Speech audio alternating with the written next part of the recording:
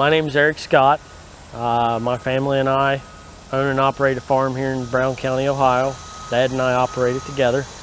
We're a cattle, forage, row crop, and hops farm. Very diverse operation here. We're preferred members at United Producers Cooperative.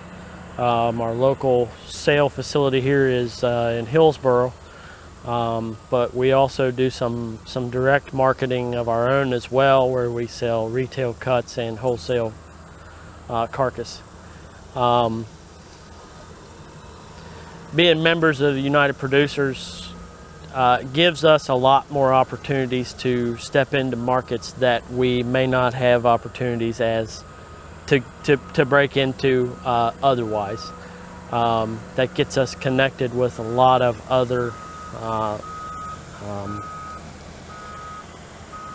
sale outlets across the country, as far as and then that connects us to the rest of the world market.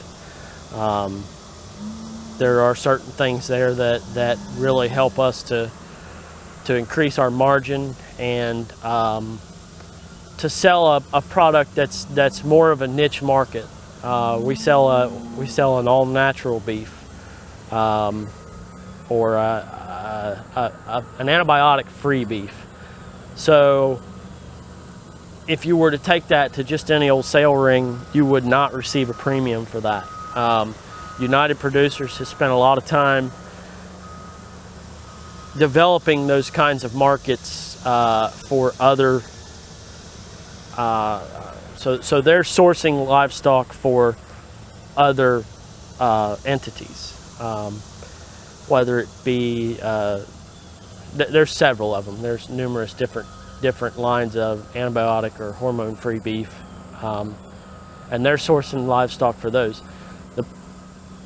The beauty of that is there's some of those that they want to buy 40 to 50 head of cattle at a time, and we would not be able to partake in that market unless it was for producers, because producers will source 10 from here and 10 from somewhere else, and they will put those groups together, and that's what lets us be a part of that market that otherwise we would not have access to.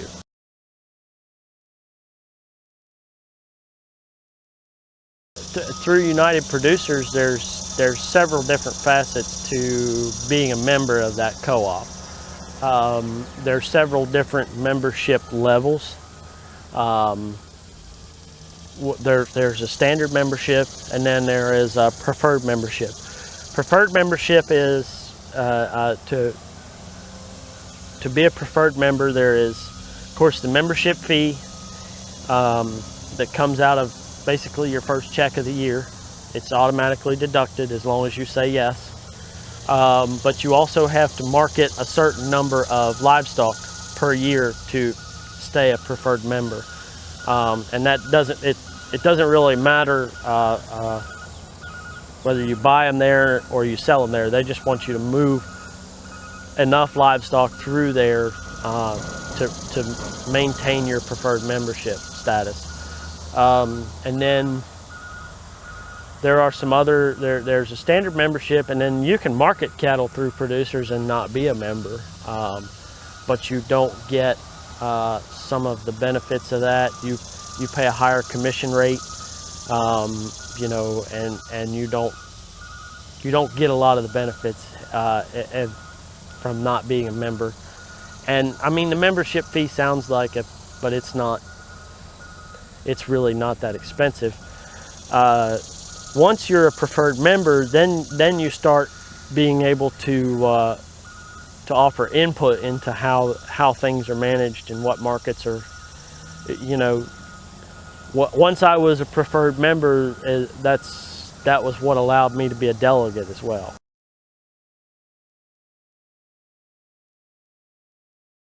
We rely pretty heavily on their people to put those sales together, to bring those sales together, and get a good group that'll attract a good number of good buyers.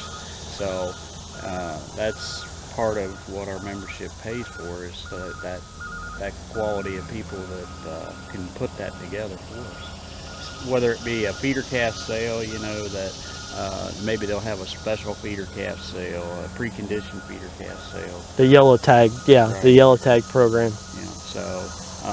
They're always looking for ways to try to help us just increase that margin, and I think a lot of it's like Erik said, he's a delegate, so he can put input in and they take that back and put it to good use.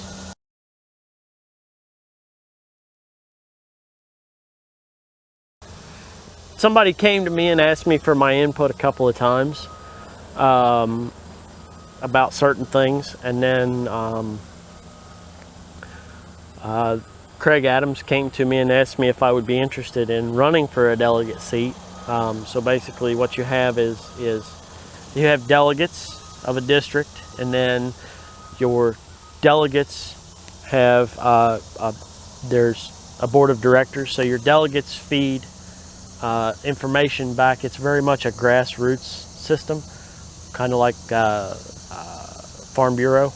You have a small group, a large group that feeds a smaller group that feeds the board of the directors, and basically they ask us for our input, and it's kind of my responsibility to go to individuals like Dad and the guy down the street and the guys over across town, and ask them what they would, for example, there was discussion about some of the membership fees at our last delegate meeting and how they should be structured, and if maybe we needed to ask someone to pay, instead of just automatically taking it out of the check, should we ask them to pay for it directly instead of taking it out of their check? Things of that nature that we, how members are dealt with, what sales are working, what sales are not working, things of that nature that only your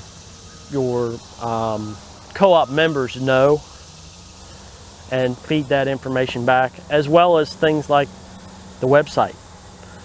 United Producers has a website that's very interactive. They want to know how people are using it. And then things like one of the things that we discussed at the last delegate meeting was an app.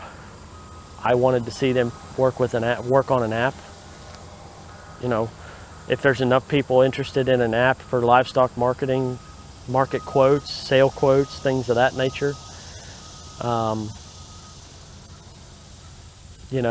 Those are the things that they ask of us, and I kind of feel like I can't ask a cooperative to do something for me unless I'm willing to offer my input and my time as well. That's kind of the way a co-op works. All the members come together, and you have to do your part to make your co-op work for you.